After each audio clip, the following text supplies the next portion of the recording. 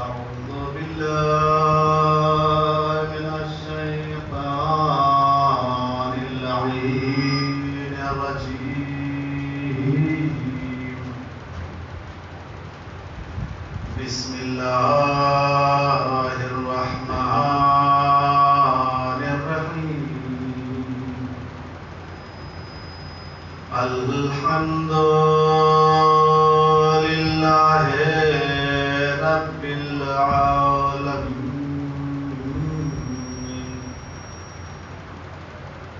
الذي لا يدركه بعد الإمام ولا يناله غوث الفقران الذي ليس لصفته حد محدود ولا نعت موجود ولا وقت معدود ولا أجل والصلاة والسلام على أشرف الأنبياء والمرسلين سيدنا ونبينا وشفيع ذنوبنا وحبيب قلوبنا وطبيب نفوسنا ومولاه الثقلين وجد الحسن والحسين أبي القاسم محمد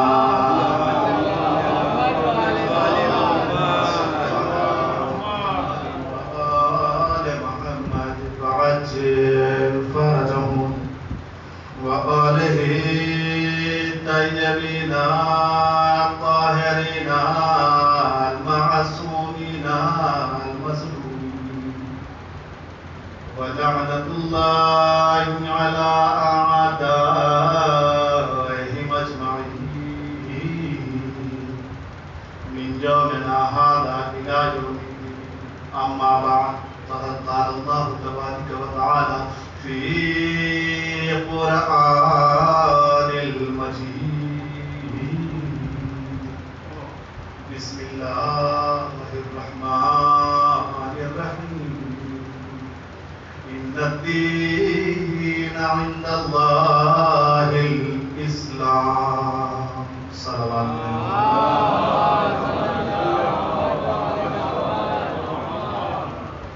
حضرات کرام ناظرین بزرگان و عزاداران مسلم کربلا، عنوان گفتگو ہے دین اسلام. تمہیداً کچھ گفتگو عرض کروں گا کہ کل کی گفتگو کو متصل کروں آج کی گفتگو سے کہ ہم سب امام حسین علیہ السلام کے عزادار ہیں. ہم سبھی امام حسین علیہ السلام کے عزادار ہیں، ان پر فدیہ کرنے والے ہیں، ان کی مصیبتوں کو یاد کر کے ان پر آنسو بہانے والے ہیں، ان کی مصیبتوں کا ماتم کرنے والے لوگ ہیں. ہماری قدر و منزلت خود اہل بیت نے جو بیان کی ہے وہ بہت بلند و بالا ہے. کل کا میں نے ایک واقعہ بیان کیا تھا جس سے اندازہ ہوا کہ یقیناً ایک عزادار کی عظمت کیا ہے. عزادار امام حسین علیہ السلام کی منزلت کیا ہے، اس کا شرف کیا ہے. لیکن جہاں ہمیں یہ شرف حاصل ہو رہا ہے، جہاں ہمیں یہ عظمت حاصل ہو رہی ہے، وہیں ہماری ذمہ داریاں بھی بڑھ رہی ہیں۔ کسی بھی ڈپارٹمنٹ کو لے لیجیے، آپ ڈپارٹمنٹ کو نہ لیجیے، اپنے گھر کے اندر آپ غور کیجیے، جس کا جتنا بڑا قد ہوتا ہے اس کی ذمہ داریاں اتنی بڑھ جاتی ہیں۔ گھر میں جو بچہ نادان، آپ کی آغوش میں یہ بچہ ہے، اس کے اوپر کوئی ذمہ داری نہیں، نہ اسے کسی طرح کو کوئی ٹینشن، الٹا یہ گھر والوں کو ٹینشن دے رہا ہو۔ حقیقت ہے کہ نہیں ہے؟ الحمدللہ، خدا کا شکر ہے، میرا 2 برس کا بیٹا ہے ماشاءاللہ سے، ابھی 21 ذیلحج کو 2 برس کا ہو گیا، وہ ہمیں ہی پریشان کیے رہتا ہے۔ شکر ہے خدا کا، پروردگار عالم سب کے آنگن کو ایسا ہرا بھرا رکھے، سبھی ماؤں کی گودیوں کو آباد رکھے، اسے ابھی کسی طرح کا کوئی ٹینشن نہیں۔ لیکن جب یہی بچہ 4 سال یا 5 سال کا ہوگا تو سب سے پہلی ذمہ داری اس کے اوپر آئے گی کہ اسے پڑھنا ہے۔ اب اس کی بادشاہت رفتہ رفتہ ختم ہونے لگے گی، نہیں یہاں کھیلنا یہاں رونا نہیں ہے، اب ساتھ میں ڈانٹ بھی پڑے گی، نہیں تمہیں پڑھنا بھی نہیں مجھے اسکول نہیں جانا، نہیں جانا پڑے گا۔ بہرحال اگر یہ ماحول رہا تو پھر کوئی بات ہی نہیں، بچوں کی عائش ہے آج کل۔ اور تھوڑا سا بڑا ہوا، ذمہ داری اور بڑھ گئی۔ گھر کا جو سب سے بڑا فرد ہوتا ہے عمر میں نہیں، پد میں، اس لیے کہ عمر میں ایک وقت ایسا بھی آ جاتا ہے کہ باپ ضعیف ہو جاتا ہے، لیکن گھر کا بڑا وہ نہیں ہوتا۔ گھر کا بڑا وہ ہوتا ہے جس کے کاندھے پر ذمہ داریاں زیادہ ہوتی ہیں۔ اس لیے کہ اگر رشتہ داریوں کو نبھانا ہوگا تو اب باپ اپنی ضعیفی اور کمزوری کو لے کر کے بستر سے نہیں جائے گا، نہیں، جس کے کاندھے پہ ذمہ داریاں وہ جائے گا۔ معلوم یہ ہوا جس کا عہدہ جتنا بڑا ہے اس کی ذمہ داریاں بھی اتنی بڑی ہیں۔ غور فرما رہے ہیں۔ اب اگر عزادار ہونے کا یہ شرف ہے کہ بعض علماء یہاں تک پڑھتے ہیں کہ ہماری چپلیں، ہماری نالیں، ہمارے جوتے اگر امام آ کر کے وہاں پر بیٹھتے ہیں ہمارے شرف کو بتانے کے لیے، تو اس کا مطلب ایسے نہیں ہے کہ ہمارا شرف یوں ہی بڑھ گیا، کچھ ذمہ داریاں ہوں گی جن ذمہ داریوں کو ہم پہچان نہیں پائے۔ اگر ہمارا شرف یہ ہے کہ علامہ بروجردی جیسے اتنے بڑے جیل عالم اور فقیہ کی آنکھوں کو شفا ایک ماتم کرنے والے کے پسینے سے مل جا رہا ہے، تو اس کا مطلب یہ ہے کہ اس ماتمی کی ذمہ داریاں بھی ہیں کچھ، یوں ہی شرف نہیں ملا۔ اگر عظمت ہے، عہدہ بڑا ہے، اگر فضیلت ہے تو ذمہ داریاں ہیں، نہ جانے کتنی ذمہ داریاں ہوں گی، لیکن ظاہراً جو ذمہ داری مجھے نظر آ رہی ہے ضروری نہیں کہ جو مجھے نظر آ رہا ہو وہ صحیح ہو، یہ میرا نظریہ ہے۔ میں ہمیشہ سے آپ لوگوں کے درمیان یہ کہتا چلا رہا ہوں، یہ میرا نظریہ ہے، یہ میرا تھاٹ ہے، یہ میری فکر ہے، میں اپنے نظریے سے نہیں دیکھ رہا ہوں، مجھے دیکھ رہا ہوں کہ عزاداریوں میں بھی تبدیلی آنے لگی ہے۔ تبدیلی اگر مثبت ہو، پازیٹیو ہو تو اسے انقلاب کہتے ہیں، لیکن اگر یہی تبدیلی منفی ہو، نیگیٹو ہو تو اسے زوال کہتے ہیں۔ اب ہمیں غور یہ کرنا ہے کہ ہمارے اندر کربلا کی حرارت کے سبب انقلاب پیدا ہو رہا ہے یا ہم زوال کی طرف جا رہے ہیں، یہ غور کرنے کی بات ہے۔ ہم کس طرف جا رہے ہیں، ہمارا رخ کہاں جا رہا ہے؟ کیا ہم انقلاب کو سمجھ پائے ہیں؟ کیا حرارت کربلا ہماری شہروں میں شامل ہو گیا کہ نہیں ہو گیا؟ کیا ہم عزاداری کو صاف اور شفاف کیے ہوئے ہیں یا نہیں کیے ہوئے ہیں؟ آج سب سے بڑی ضرورت یہ ہے، عزاداروں کی سب سے بڑی ذمہ داری یہ ہے کہ آج کے زمانے میں یہ منبر محفوظ نہیں ہے۔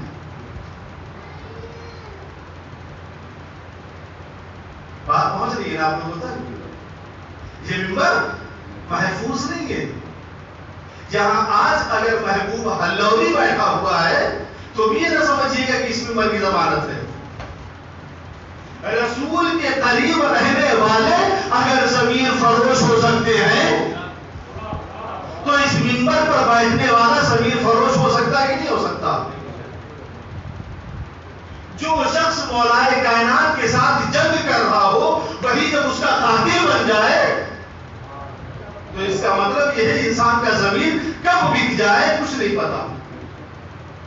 یہاں ہر بیٹھنے والے کو یہ نہ سمجھنا کہ یہ سچا عزادار ہے، اس کی گفتگو سے اندازہ لگانا.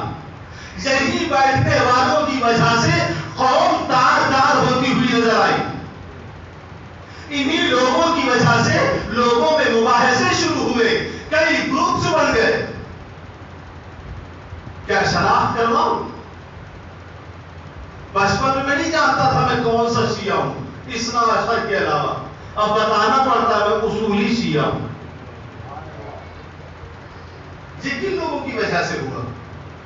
اس کا مطلب یہ ہے کہ عزاداری کو گندا کرنے کے لیے دشمن طاقتیں سازشیں رچ رہی ہیں، بڑی بڑی سازش. ان سازشوں کو ناکام بنانا کس کی ذمہ داری ہے؟ اب وہ زمانہ گزر گیا جب پیپر سے کوئی آگے کچھ کہہ دیتا تھا تو ہم اسی کو دین سمجھتے تھے اور اس پر عمل کرتے تھے. وہ زمانہ نہیں رہا. آپ کے کالج کی پڑھائی کی پیٹرن بھی چینج ہو گئے. پہلے یہ تھا جو ٹیچر پڑھایا تھا وہی ایگزام میں دینا ہے، نہیں، اب آپ کو ٹیکسٹ بک پڑھنی ہے. سوال کہیں سے بھی ہو سکتا ہے، گھما کے بھی سوال ہو سکتا ہے. تو کیا اگر کالجز کے پیٹرن چینج ہو سکتے ہیں تو کیا یہاں کے پیٹرن نہیں چینج ہو سکتے؟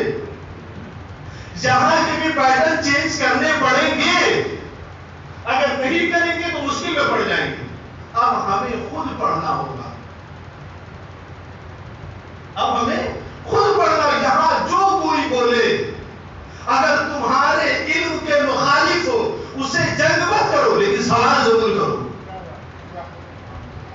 آپ کا سوال نہ کرنا آج شر اور فساد کو عروج پہ لے کے چلا گیا. مولائے کائنات حضرت علی ابن ابی طالب علیہ السلام کہ جہاں سے شر اور فساد جب اٹھنے لگے تو اس کو وہیں پہ دبا دو، ورنہ پھر وہ اتنا بڑا ہو جائے گا کہ اس کو کنٹرول کرنا مشکل ہو جائے گا. یہ گفتگو سمجھ میں آ گئی؟ عزیزان گرامی، آج عزاداری کو صاف و شفاف کرنا کیسے کرنا ہے؟ کربلا کو بھی امام حسین علیہ السلام نے بہت ہی صاف اور شفاف سجایا ہے. کہیں سے بھی کوئی ایک نقطہ نہیں رکھ سکتا ہے، ایک ڈاٹ نہیں رکھ سکتا ہے. اتنا صاف اور شفاف کربلا سجایا امام حسین علیہ السلام نے. ایک واقعہ پڑھتا ہوں، آپ لوگوں کے درمیان میں نہیں پڑھا ہے لیکن سید نگلی میرے ساتھ آئی میں پڑھ چکا ہوں. اس وجہ سے میں بتا رہا ہوں کہ ارشاد میں نے سمجھے اسی کو ریپیٹ کر دیا ہے. ایک سلوات پڑھے محمد و آل محمد.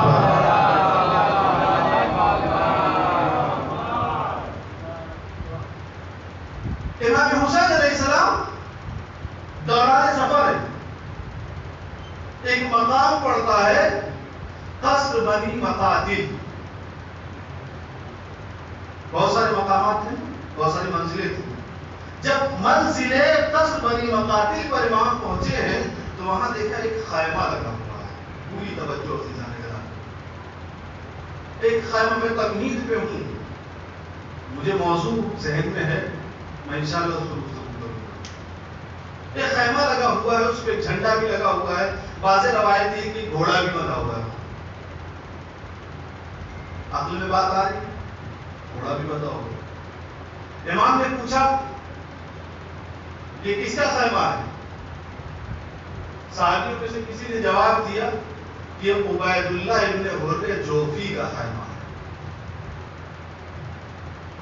شیخ عباس قمی نے نفس المحموم میں اس کو دو طرح سے اسلام کو لکھا ہے.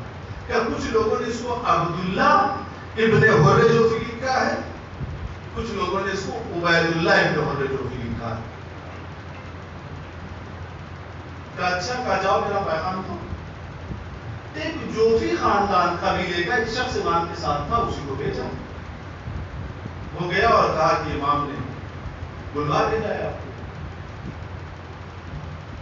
تو وہ کہتا ہے کہ خدا کی قسم میں کوفے سے اس لیے نہیں نکلا کہ میرا سامنا فرزند رسول سے ہو جائے، امام حسین علیہ السلام سے ہو جائے، کہ کوفے والوں کے دل تو ان کی طرف جھکے ہوئے ہیں لیکن تلواریں ان کے مخالف ہیں.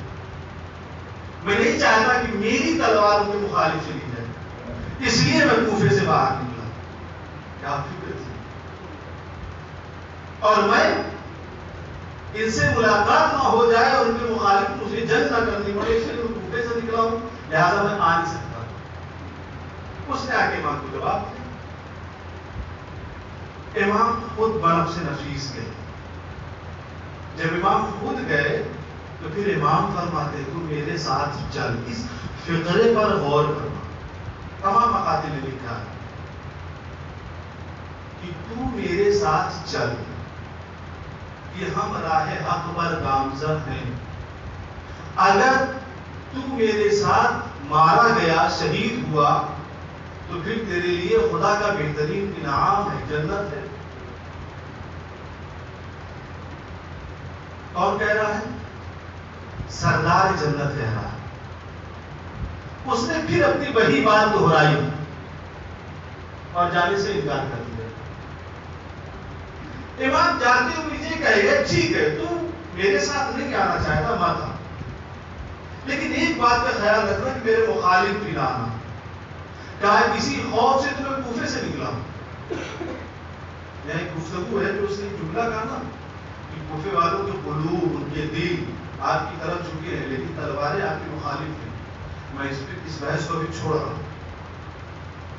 یہ بھی ایک بہت بڑا جملہ ہے.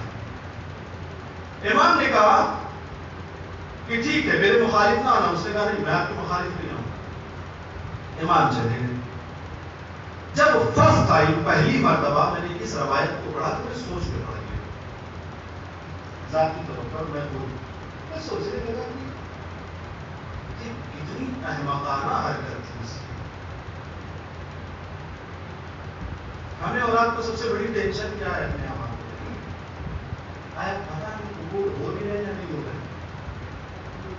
کہیں ایسا تو نہیں کہ اس میں ریاکاری شامل ہو گئی ہو، پتہ چلا ہم پوری گٹری لے کے جا رہے ہیں وہاں خالی ہو ہے نا. سب سے بڑی ٹینشن ہم لوگ کی یہی ہے. عمر جیسے جیسے گزرتی جاتی ہے ویسے ویسے ہم دین کے قریب جاتے ہیں. دین کے قریب جاتے ہیں تو معلوم ہوتا ہے اب تو وقت ہی نہیں بچا ہے. سفر آخرت کے کچھ سامان کیسے اکٹھا کریں. اب جو فکر چلنے لگتی ہے، جو لوگ پہلے مطالعہ کر لیتے ہیں ان کو جوانی میں احساس ہو جاتا ہے، اور جیسے جیسے عمر ڈھلتی ہے وہ تلاشتے ہیں کہ اب میرے ساتھ کیا ہونے والا ہے. کتابیں پڑھتے ہیں، اچھا ایسے روح نکلے گی، ایسے جنازہ اٹھے گا. میرے گناہوں کے سبب پانی کا ایک قطرہ پہاڑ کے بوجھ سے بھی زیادہ محسوس ہوگا. قبر کی راتیں، وہ فشار کا منظر، وہ ہولناکیاں، وہ زہریلے کیڑے مکوڑے، وہ اندھیرا، وہ تنہائیاں. جیسے جیسے ہم فکر کرتے نا سوچتے ہیں زندہ ہوتے ہوئے بھی ہم بستر پر اپنے آپ کو مردہ محسوس کرنے لگتے ہیں. میں اپنی کیفیت بتا رہا ہوں کہ شیخ عباس قمی علیہ الرحمہ کی میں نے کتاب پڑھی منازل آخرت. مجھے پوری رات نیند نہیں ہے.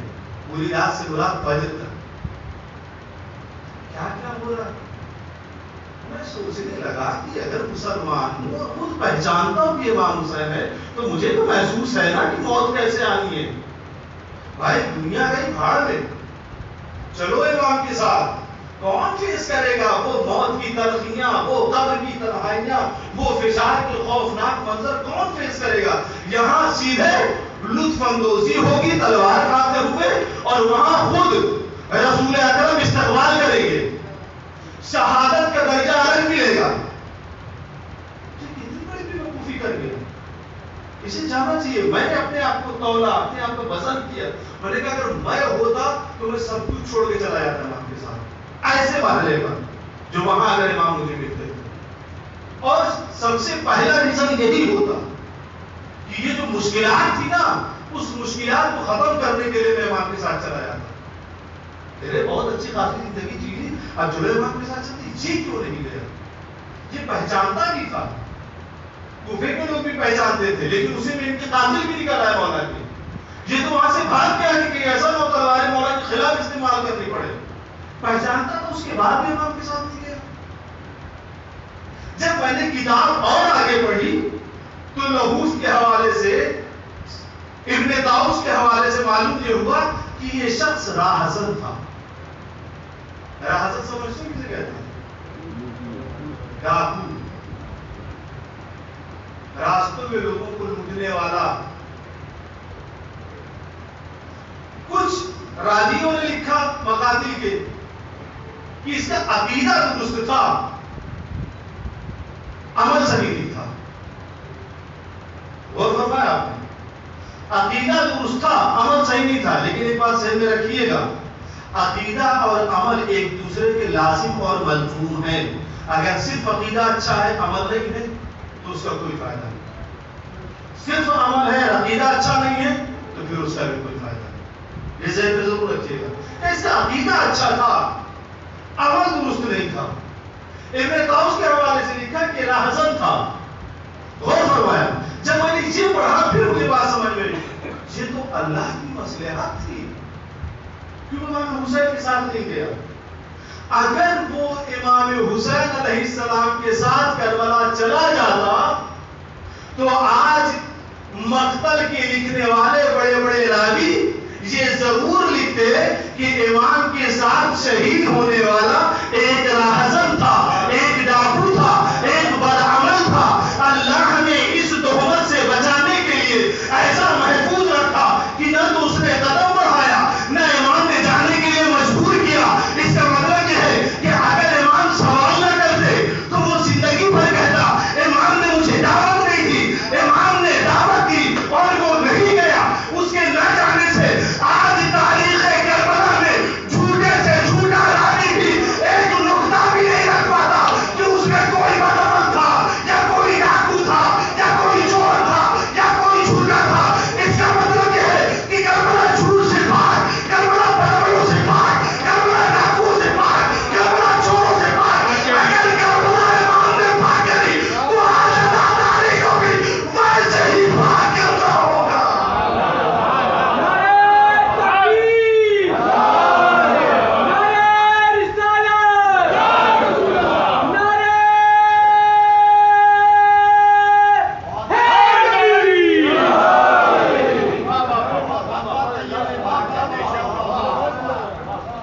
سلامتی امام زمانہ، آواز بلند نعرہ صلوات.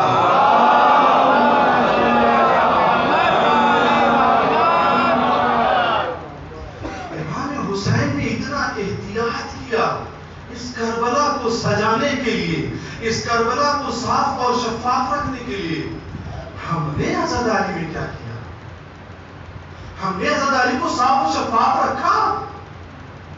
کیا ہم نے عزاداری کو صاف و شاف رکھے، صاف و شفاف رکھنے کے لیے کوئی قدم بڑھایا، اقدام کیا، کوئی اسٹیپ لیا؟ کیوں نہیں لیا؟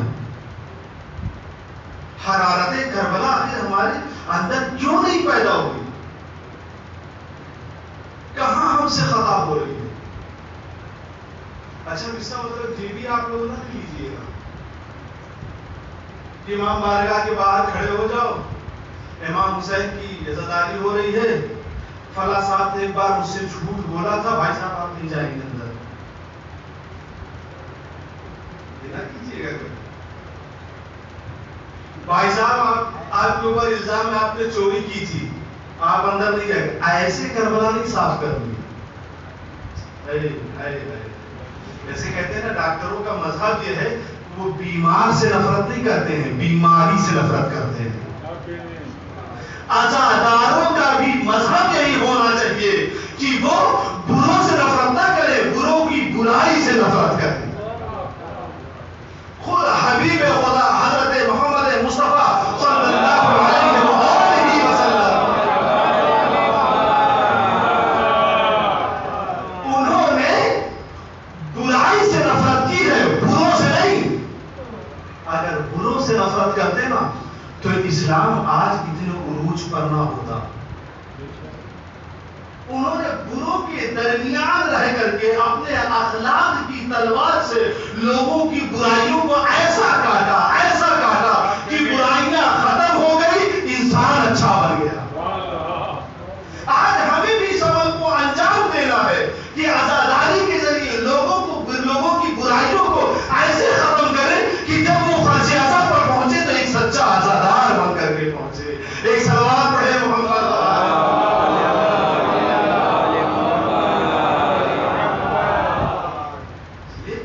جس طرح ہمیں جو کوشش کرنی ہے، ایسا نہیں کہ کوئی نیا کام کریں گے، نہیں، ہم کوئی نیا کام نہیں کر رہے.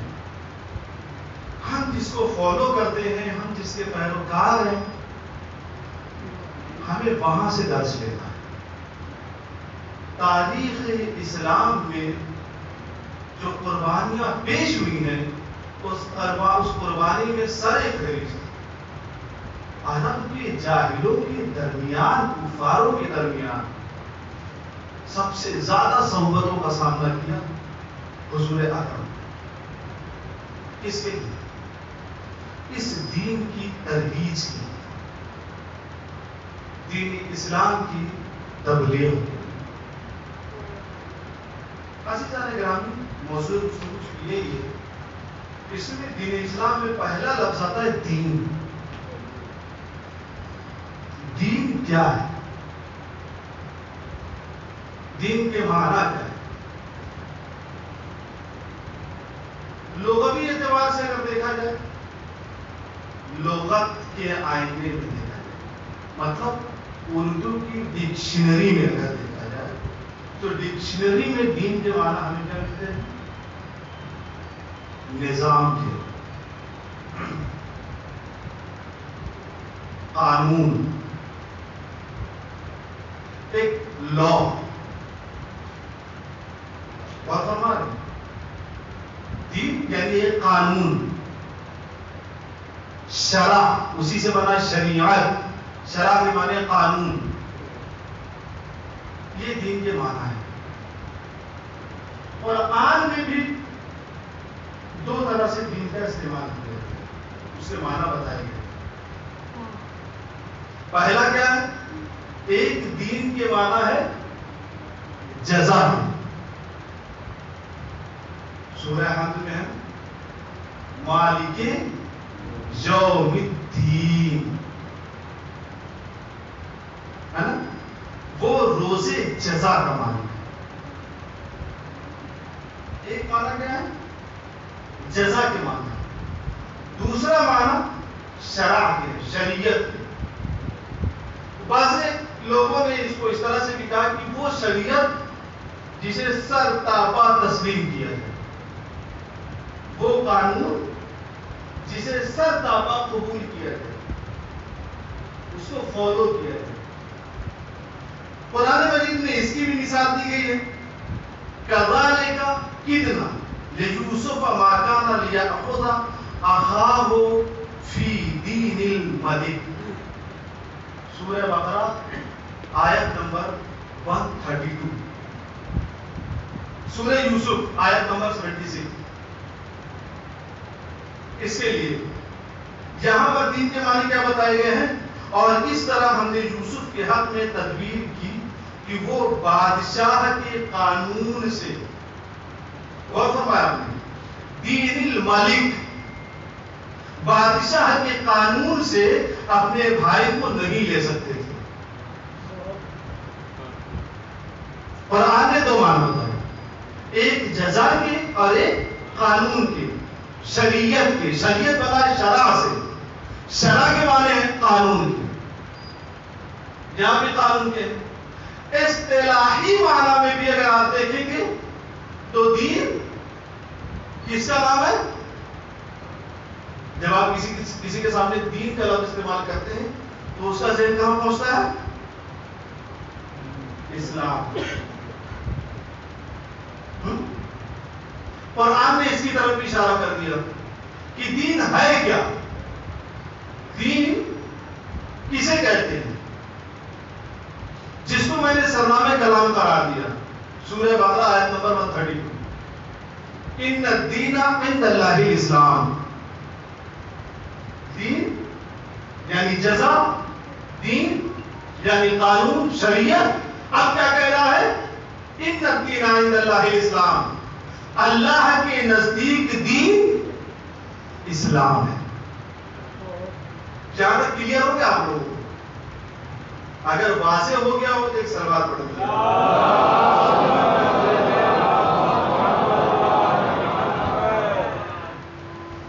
دین اسلام ہے اللہ کے نزدیک. اب سوال یہ پیدا ہوتا ہے کہ اگر دین قانون کا نام ہے، اس قانون کا نام اسلام ہے جو ظاہراً حضور پاک لے کر کے آئے، تو اس دین کی ضرورت کیا ہے؟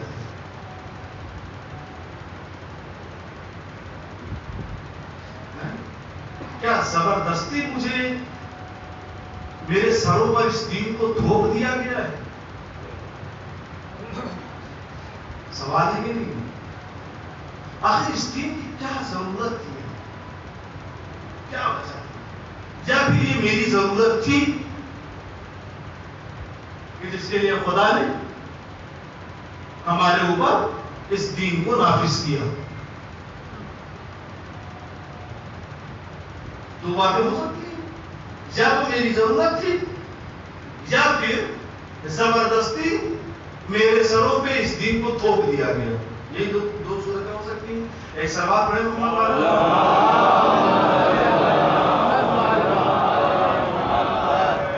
میں تھوڑا سکون سے گفتگو کروں گا. تحقیقی گفتگو ہے. اگر میں اپنی بات نہیں سمجھا پایا تو بے شک ضرور اس کے متعلق مجھ سے سوال ضرور کریے. میں ایک بار پھر کہتا ہوں، ضروری نہیں کہ میری تحقیق صحیح ہو. ریسرچ کا مطلب ہی میں نے ریسرچ کیا ہے. ٹھیک ہے عزیزان گرامی، سب سے پہلی بات، یہ جو انسان ہے نا، اس کی جو فطرت ہے، اس کی فطرت یہ ہے کہ کسی نہ کسی قانون کا پیروکار بننا چاہتا ہے. ہیومن نیچر ہے، کسی نہ کسی لا کو فالو کرتا ہے. بنا لا کے، بنا قانون کے انسان کی زندگی نہیں گزر سکتی. ممکن ہی نہیں. آپ اپنے گھر سے لے کر کے دنیا کے نظام تک غور کر لیجیے، ہر جگہ آپ کو دین ملے گا. ہر جگہ دین ملے گا. میں آپ کو دکھاتا ہوں کہاں کہاں ملے گا.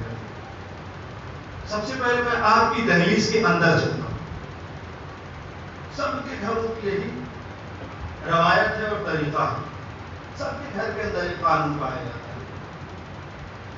ایک بچہ رات کو 10 بجے آتا ہے، اماں کھانا چاہیے. ماں کا دل ہے، دے دیا.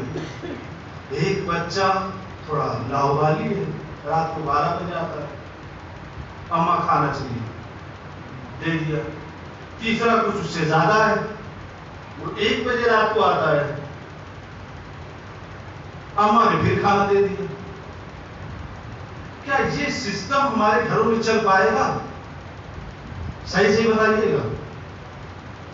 ماں ایک دن جھڑک کے بولے گی، تم لوگ کا طریقہ کیا ہے؟ ایک وقت بناؤ کھانے کا، دسترخوان پہ آؤ، کھانا کا میں احساس دلا رہا ہوں آپ لوگوں کو، آپ کے گھروں سے احساس دلا رہا ہوں. ایک وقت بناؤ. تم لوگوں کی نوکرانی نہیں ہوں، اماں ہوں. خدمت تو کرتے نہیں، الٹا خدمت دینے چلے جاتے ہو. کوئی 12 بجے آ رہا ہے، کوئی 1 بجے. کب سوئے کب اٹھے سمجھ میں نہیں آتا. تم تو خراٹے مارتے ہو، ہمیں فجر میں نماز پڑھنی ہوتی ہے. تم جوانی کے نشے میں چور رہتے ہو، تم اپنی جوانی برباد کر رہے ہو. ہم اپنی جوانی نہیں برباد کریں گے، ہم اپنی عمر نہیں برباد کریں گے، ہمیں فجر کی نماز پڑھنی ہے. اب تم لوگوں کے چکر میں دن رات جگتے رہے.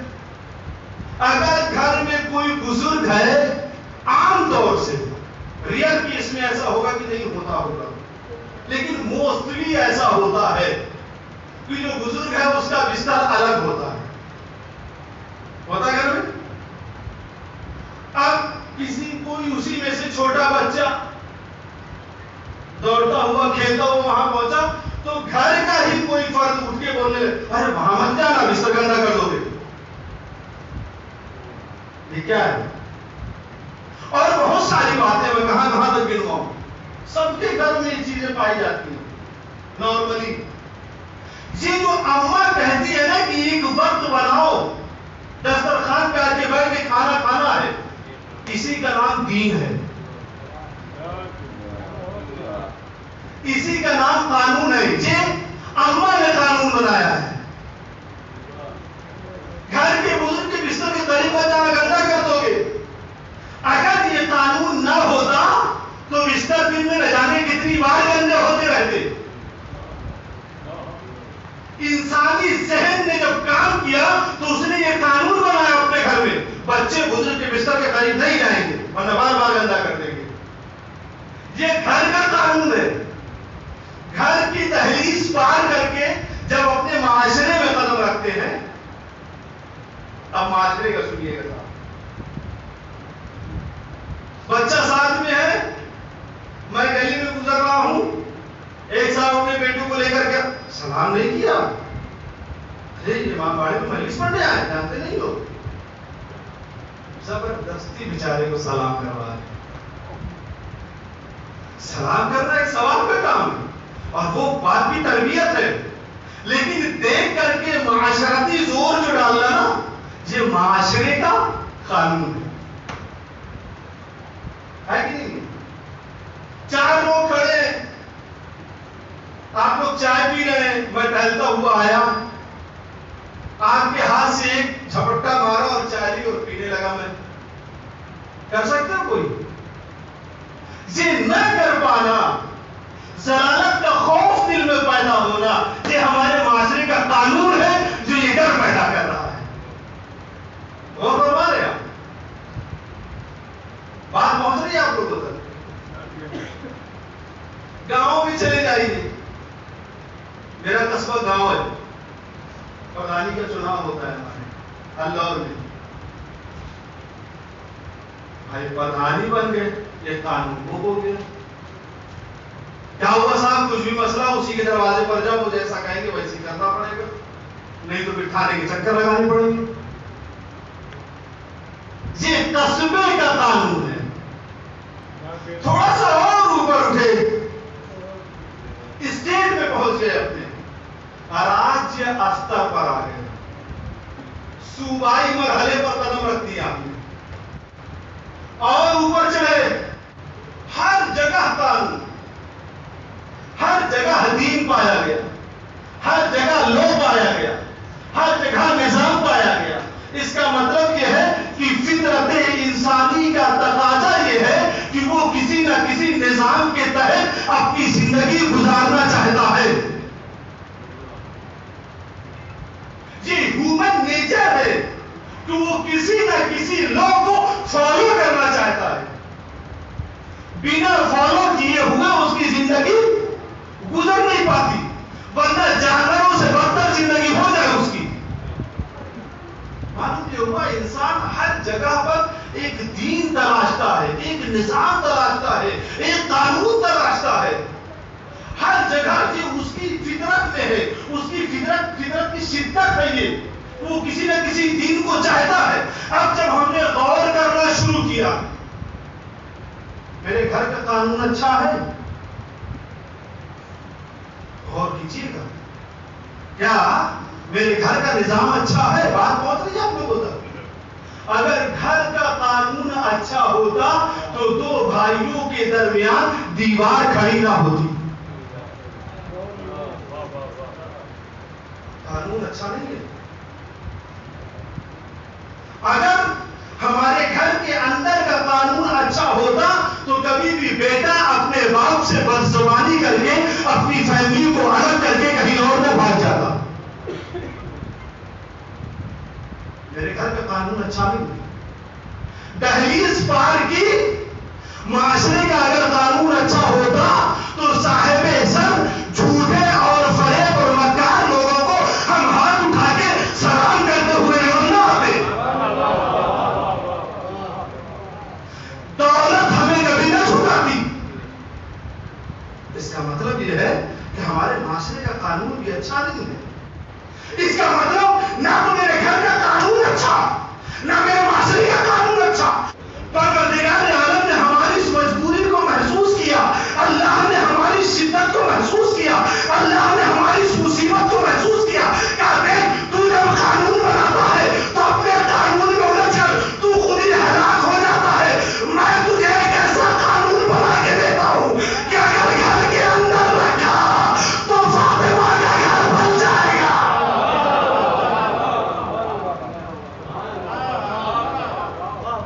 اگر گھر کے اندر رکھا تو بچوں کی تربیت ایسی ہوگی کہ جوانوں میں جنت بن جائیں گے. حسن حسین کی تربیت ملے گی. اگر معاشرے میں قانون رکھا تو مدینے جیسا ماحول بنے گا. صلوات پڑھے محمد والے.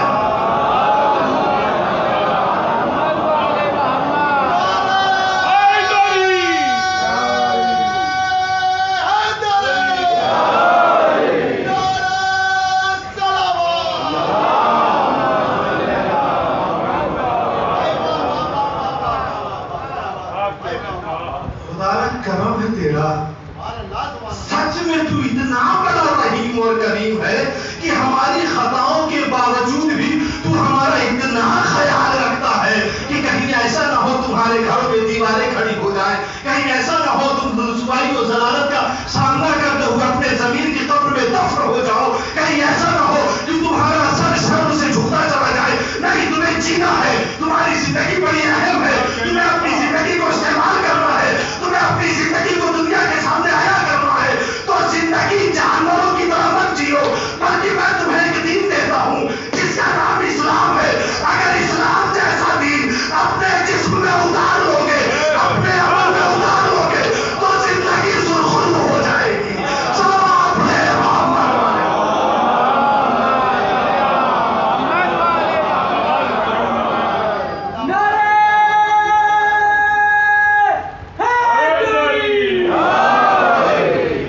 ایک بلند ترین صلوات پڑھے محمد والے.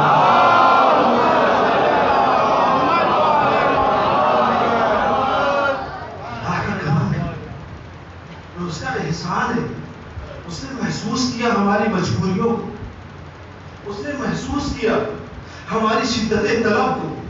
اس نے فطرت اسی نے بنائی ہے نا، تو اس نے محسوس کیا ہماری فطرت کو. ہم تمہیں ایسے نہیں چھوڑیں گے. تم سمجھتے کیا؟ ارے ہم 70 ماؤں جیسی محبت رکھتے ہیں تجھ سے. یہ تو ہی ہے جو بار بار اپنے منہ کو پھیر لیتا ہے. پھر بھی میں تمہیں بلانے کے لیے تیار رہتا ہوں. آ جاؤ میری بارگاہ میں.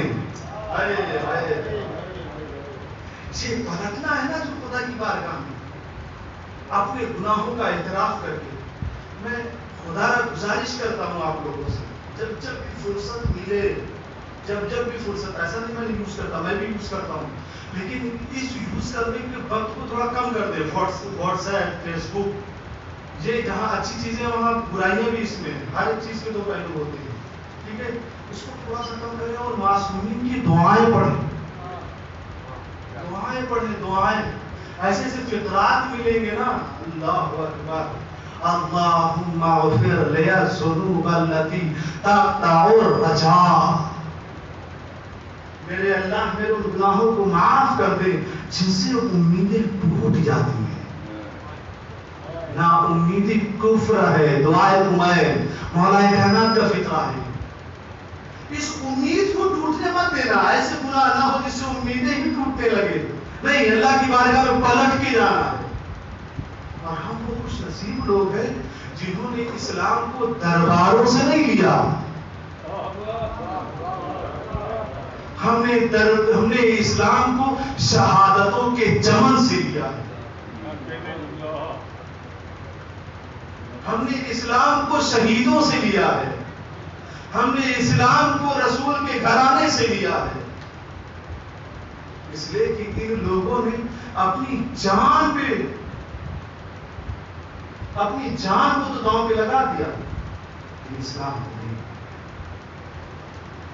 ہم اسلام کو محفوظ رکھیں، ہم اس دین کو محفوظ رکھیں. انشاءاللہ کل کے بعد گفتگو اسی طرح سے جاری و ساری رہے گی اور بہت سارے سوالات اس کے متعلق. یہ پہلا اسٹیپ تھا کہ ہماری یہ فطرت ہے، یہ ہماری مجبوری ہے کہ کسی دین کو ایکسپٹ کریں، اور ہمیں اس دین کی شکل میں کیا ملا؟ اسلام جیسا دین ملا۔ اس میں بہت ساری باتیں، کیا اسلام پابندی لگاتا ہے یا ہمیں آزاد رکھتا ہے؟ بہت ساری گفتگو ہے اس میں۔ آپ لوگوں سے گزارش ہے کہ تھوڑا سا وقت کا خیال رکھیے، اور تاکہ مجھے بھی تھوڑا موقع فراہم ہو۔ ہمیں تمہید بیان کرنی پڑتی ہے لوگوں کی سماعتوں کو اپنی طرف متوجہ کرنے کے لیے، پھر جا کر کچھ لوگ پیچھے آتے ہیں۔ گزارش ہے کہ سے وقت فراہم ہوگا تو انشاءاللہ ضرور مستفید ہوں گے، اور میں بھی سمجھوں گا کہ ہاں میں آپ لوگوں تک کچھ ڈلیور کر پایا ہوں انشاءاللہ تعالیٰ۔ تو اہل بیت کا گھرانہ وہ ہے جن لوگوں نے اسلام کو اپنے پیچھے رکھا، اپنی جان کو اسلام کے آگے رکھا، کہ جو بھی تیر آئے گا ہم اپنے اوپر لیں گے، لیکن اسلام کو لہو لہان نہیں ہوگی۔ جب یہی اسلام کو بنی امیہ کی سلطنت نے بدعمالیوں کے تیر و خنجر سے لہو لہان کرنا شروع کیا، تو امام حسین علیہ السلام نے مدینہ چھوڑ دیا۔ آج 2 محرم مسائل بہت سارا نہیں پڑھتا ہوں، ظاہر ہے سلسلے وار رجسٹر ہوتی ہیں، آپ سبھی لوگ اس کو گریا کرتے ہیں، بہت سارے اس کو 2 محرم کو مقاتل لکھتا ہے، علماء پڑھتے ہیں کہ امام حسین علیہ السلام کا قافلہ کربلا میں پہنچا۔ پورا واقعہ آپ لوگوں کے ذہن میں ہے۔ بنو اسد سے کربلا کی زمین خریدی، جناب علی اکبر کے نام کیا، اور پھر خیمے لگائے گئے۔ ایک غازی اور ایک جرل کے دل سے سوال کرنا، پھر سننا اس کو، اور ایسا ویسا نہیں، ایسا غازی جس کے لیے خود شیر خدا نے دعا کی تھی، جو کربلا میں کام آئے امام حسین کے لیے۔ اس دل کے احساسات کو سمجھنے کی کوشش کرنا۔ خیمے کے قریب، نہر کے قریب خیمہ نصب کیا جا رہا ہے، فرات کے قریب۔ مخالف فوج سے کچھ فوجی آتے ہیں اور کہتے ہیں کہ آپ کا خیمہ یہاں نہیں لگے گا، فرات سے دور لگایا جائے گا۔ عزادارو، یہ جملہ جو کہا جا رہا ہے یہ امام حسین سے نہیں کہا جا رہا ہے، جو خیمہ لگا رہا ہے اس سے کہا جا رہا ہے۔ اور خیمہ لگانے والا کون ہے؟ حضرت عباس علیہ السلام خیمہ لگا رہے۔ غازی عباس کہتے ہیں کس میں اتنی جرأت ہے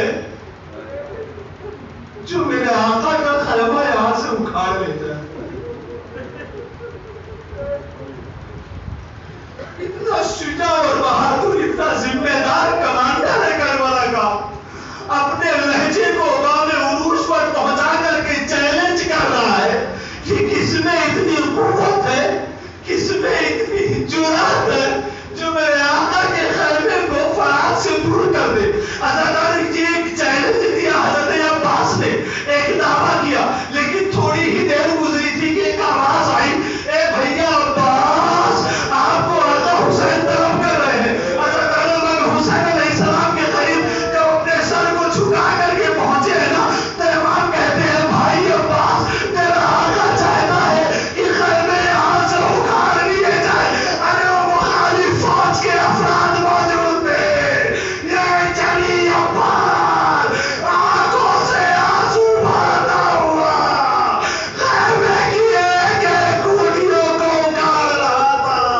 حضرت عباس کے دل پر وہ مصیبت گزر رہی تھی، آئے جس کو ابھی زبان دی ہے کہ کوئی خیمہ نہیں اکھاڑ سکتا، دوسرے لمحے میں ہم خود ہی اپنے ہاتھوں سے خیمے کو اکھاڑ۔ لعنت اللہ علی قوم الظالمین، انا للہ و انا الیہ راجعون۔ رضا رضائه وتسليم